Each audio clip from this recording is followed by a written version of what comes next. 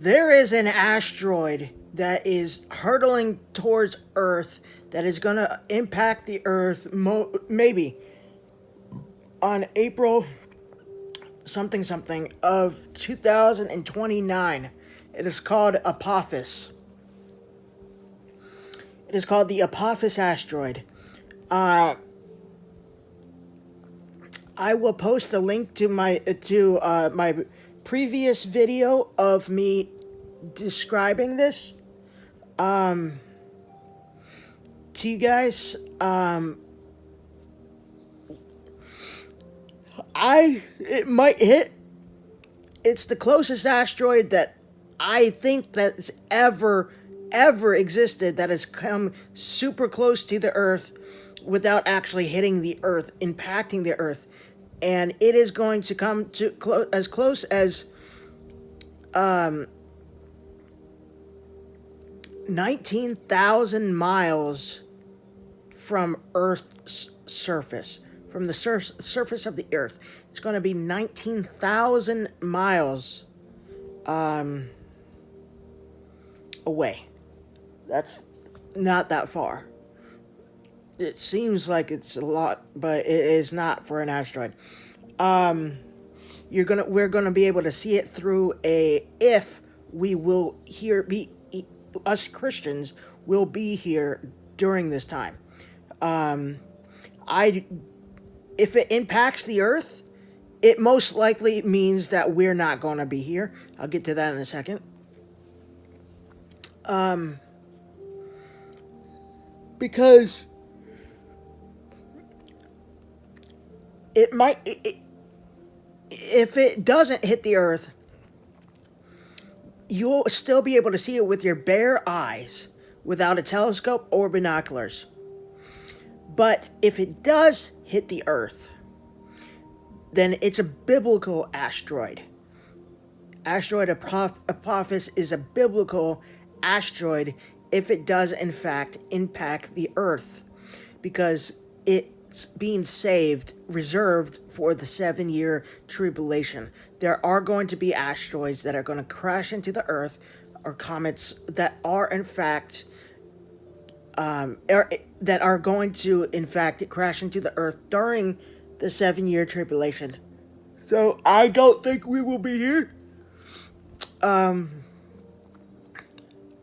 Because I believe in a pre-trib rapture. I can't imagine, my heart can't imagine being in the 7-year tribulation if the pre-trib rapture is false. I can't imagine being stuck in the 7-year tribulation and seeing people getting tortured and everything by scorpion locusts and severe heat, everything, mark of the beast, etc., etc.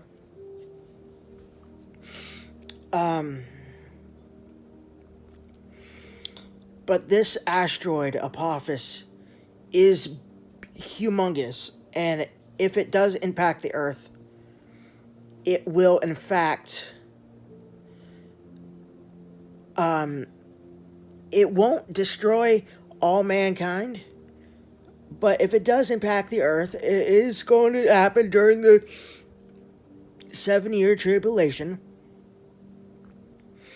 And it won't kill all of mankind, but those who are left behind, it will probably wipe out a third of the human race. But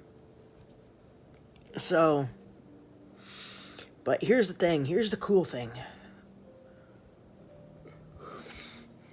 That asteroid only has enough power as God gives it. It only has a sense of direction, a sense of destruction that God commands towards it. God is the one in charge. Why else if God wasn't in charge, then Earth would have been destroyed a long, long, long, long time ago, millions and billions of years ago. This Earth would have been destroyed completely by asteroids and everything if God was not in control of all the things in space that are hurtling in through space at a safe distance from our planet. So yeah, he is the one in charge of it all. He's the one that's keeping the asteroids, the giant space rocks, from in fact flinging into the Earth, into our planet's surface. So that is why they have in fact not destroyed the Earth yet, is because of God is in control. God is in control of all the stars. How many stars do you guys think are in the entire universe? Hundreds of trillions of stars. And each star is 1,000 times bigger than this entire Earth. And there's probably even more stars that are bigger than the stars that are bigger by 1,000 times than the Earth. And there's trillions, hundreds and hundreds of trillions of stars. And guess what? God has a name for every single one of them. Every single one of the stars in the universe, God specifically has a name for them. And they're not called NGC blah blah blah blah like it shows on Star Walk, the Star Walk app. When you click on a star, it says it has a name of like HGC or something like that, or NGC. It's not that. God gave them names, and let me tell you, I cannot come up with hundreds of trillions of names right now. It might take a bit. I'm not patient enough right now to think of hundreds of trillions of names that might be the stars' names. I'm too lazy to do that right now, so I'll do it later. Nah, you guys know I'm joking. There's no way a person can do that. There's no way your mind can hold that much capacity. By the time you're done with like maybe 1,000 stars or whatnot, your mind just erases its memory of a lot of them, let alone hundreds of trillions. That's just 1,000. Hundreds of trillions. Like, seriously, God is incredible. God is magnificent. He's incredible. I am sure he's sitting on his throne right now, smiling down at his child, Zach, his son, his child, not his son, like Jesus. I'm not Jesus, don't get me wrong there, but, his child. I'm his child, and his adoptive son. So,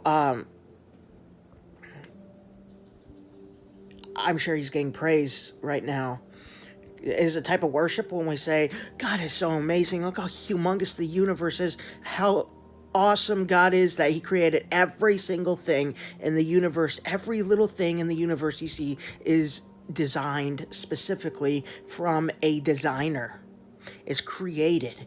It didn't come into existence itself, but somebody created it, and that himself is God. So that is just awesome. That is just awesome. Like, when you look at pictures of the universe, see all the stars and the galaxies, you're just like, first of all, you know how big a galaxy is? The Milky Way galaxy right now, this is really going to bring praise to God. The Milky Way galaxy, our galaxy, is a type spiral galaxy. It is 103 to 106,000 light years in diameter. And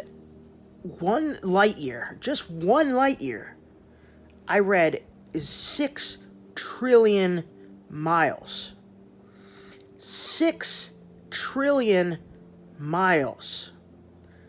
Guys, that is over 999 billion. That is over 999 billion. 999, that's one more billion over 999 billion, 999,999,999 miles. Guys, that is insane. That is insane. It's just crazy. And that's our Milky Way diameter. Andromeda is twice the size of that. And there's probably galaxies. There's billions upon billions of galaxies out there in the universe, you guys. And I am sure that there are galaxies out there right now in this world, in this universe, that are even 10 to a couple thousand times bigger than our own Milky Way or Andromeda galaxy. And God created it all. He created it all, no issues whatsoever. None. It was no problem for God whatsoever. We see how horrendously huge and massive they are, let alone how much more do you think God is, right? I should be terrified of God because of how powerful He is, how big of a God we serve. He's probably, I don't know. I wouldn't say He's bigger than the entire universe. His power is, but I don't know how tall God is. I believe God is probably the height of the Empire State Building, though. It's most likely the height of the Empire State Building, or taller than that giant skyscraper in Dubai. Maybe like that. I have no idea. I don't know. I've never seen God before, but I would love to. And here's the cool thing. When you're in heaven, it won't matter. It won't matter if God is 5,000 feet tall, 1,000,000 feet tall. It won't matter. You'll be home. You won't care about any of that. You won't. I believe we were all once in heaven. I believe we were all once in heaven, under God's care. People say returned home to heaven. They returned home to heaven. When a person dies, sometimes at a funeral, they say returned home to heaven. You can't return somewhere unless if you've been there before. So what happens if we've actually all been in heaven, under God's care? And when we were born into this world, our memories of heaven were erased. But when we go back to heaven, when we die,